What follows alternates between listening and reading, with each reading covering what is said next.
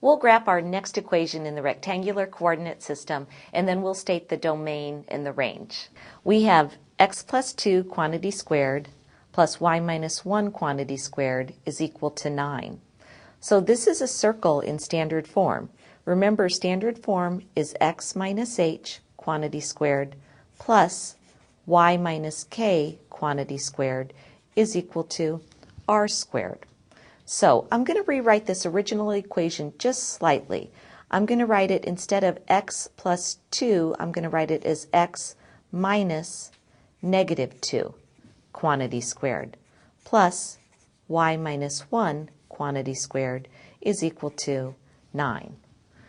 So we can see that this negative 2 really represents the h, or the x-coordinate of the vertex, and the 1 represents the k, or the y-coordinate of the vertex.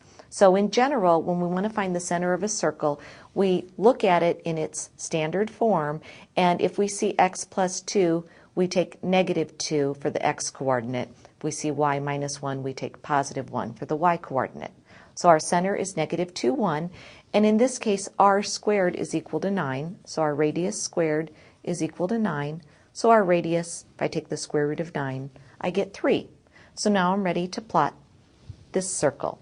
My center is at negative 2, 1, and then I'm simply going to go up 3 in the y direction, over 3 to the left in the x direction, down 3 in the y direction, and 3 to the right in the x direction.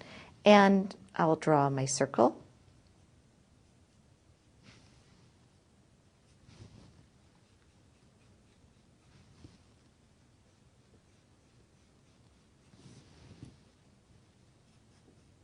Okay, let's look at what these points are that I used. That will help me determine the domain and the range.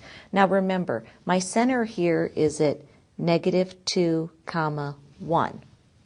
So when I went up 3 units, I really went up to negative 2, 4.